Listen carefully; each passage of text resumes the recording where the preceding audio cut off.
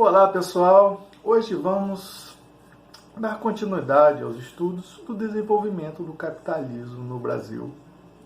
Seguindo as abordagens do sociólogo Florestan Fernandes, o primeiro momento do capitalismo, que seria o capitalismo moderno, ele inicia em 1808 com a abertura dos portos e irá até 1888 com a promulgação da Lei Áurea. Vimos que antes disso havia o Brasil colonial e toda a dinâmica de exploração da colônia.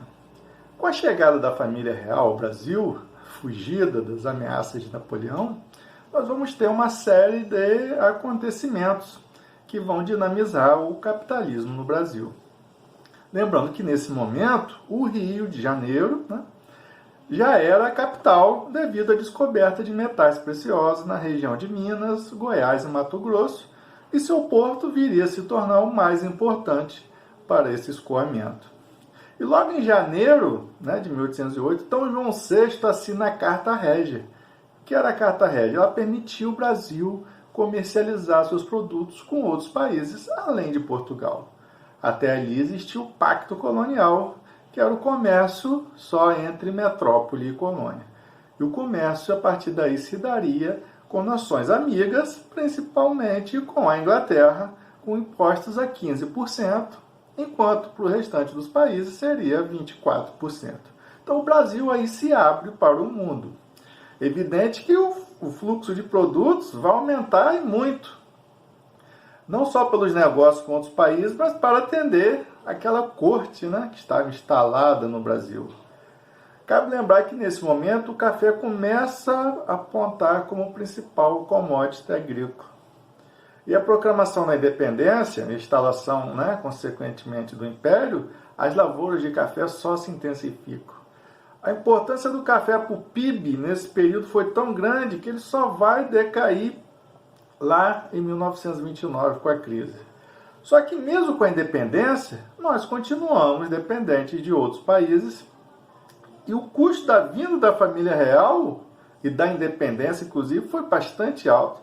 Só para se ter uma ideia, o Brasil teve que comprar da coroa portuguesa o acervo da Biblioteca Real por uma bagatela de 2 milhões de libras esterlinas.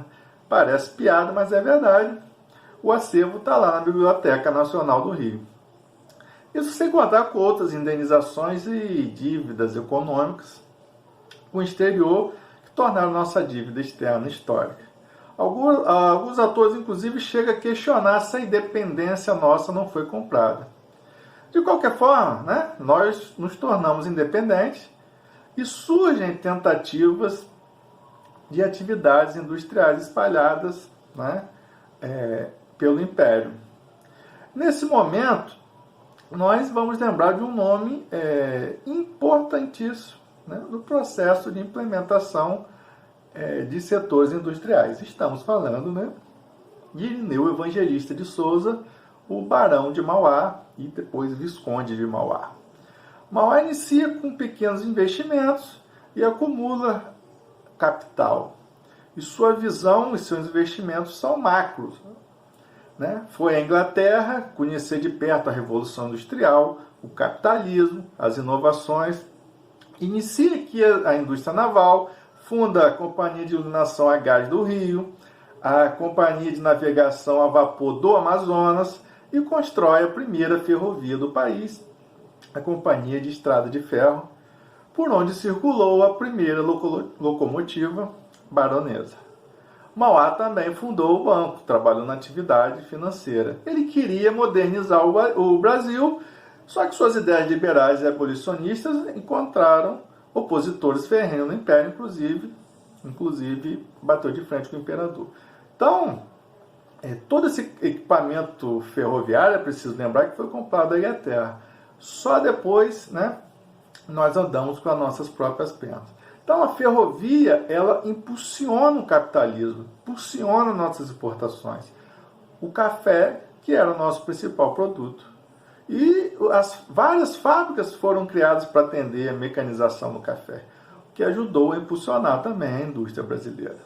Então é importante entendermos como é complexo entender o capitalismo no Brasil, nós temos tentativas de avanços industriais e temos o café como nosso maior dinamismo econômico do país. Nós mantemos relações externas capitalistas, enquanto internamente a produção é com base escravista. Capitalismo e escravismo. Devido a essa especificidade, não dá para apontar em qual modo de produção nós nos encaixamos. Veja bem, o Brasil se torna capitalista e, paralelamente, há outras formas de produção com base escravista.